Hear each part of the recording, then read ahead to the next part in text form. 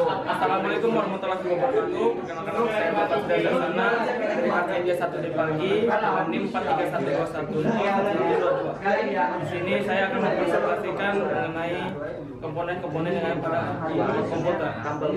Spesifikasi dalam pembuatan komputer ini yaitu ada CPU dengan Intel Core 2 Duo E8400, GPU-nya Intel Q45 atau Q43 Express chipset, RAM-nya 2GB DDR2, HDD 160GB. Fungsi dari setiap komponen. Yang pertama yaitu motherboard. Motherboard yang dipakai yaitu dengan merek Dell Socket LGA775 yang memiliki fungsi sebagai menyediakan tempat untuk meletakkan komponen seperti CPU, VGA, RAM, dan lainnya, dan juga sebagai penghubung semua komponen. Yang kedua yaitu prosesor. Prosesor yang dipakai yaitu Intel Core 2 Duo E8400 dengan soket LGA775. Fungsi dari prosesor ini adalah sebagai otak dari komputer, tapi memiliki fungsi lainnya yaitu 1. Memastikan komputer bekerja dengan baik. Kedua, menjalankan proses informasi pada komputer. Ketiga, memberikan perintah kepada tiap komputer.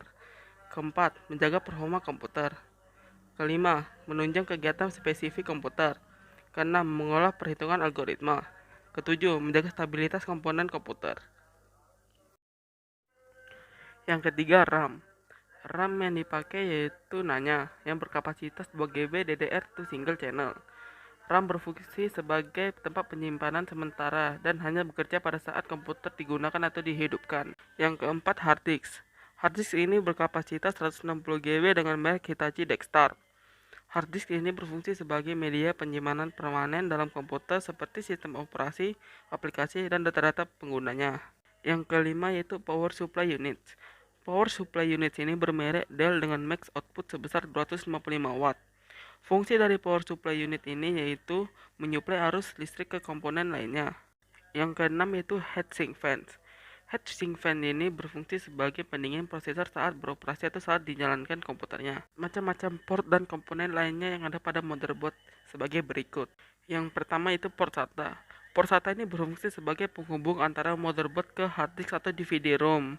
Yang kedua yaitu port PCIe dan PCI, berfungsi sebagai slot tambahan untuk memasang perangkat eksternal seperti VGA, WiFi eksternal, dan sound card.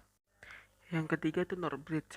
NOR bridge berfungsi sebagai penghubung prosesor ke sistem memori dan grafik controller dan bertugas mengendalikan komunikasi antara CPU, RAM, PCIe, dan short bridge.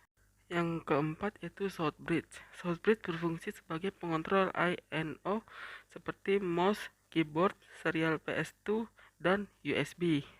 Yang kelima yaitu baterai CMOS. Baterai CMOS ini berfungsi sebagai menyimpan settingan BIOS dan menyimpan settingan tanggal dan waktu komputer. Yang keenam yaitu port I/O. Port I/O ini berfungsi menyediakan akses koneksi ke piranti eksternal lainnya. Yang ketujuh yaitu port PATA atau ATA atau ID. Port ini berfungsi untuk menghubungkan hard disk atau DVD-ROM. Saat ini teknologi ID jarang digunakan dan telah diperbarui ke SATA yang memiliki kecepatan yang kencang serta memiliki pin yang sedikit. Sekian dari saya. Apabila ada salah mohon dimaafkan. Wabillahi taufiq wal hidayah. Wassalamualaikum warahmatullahi wabarakatuh.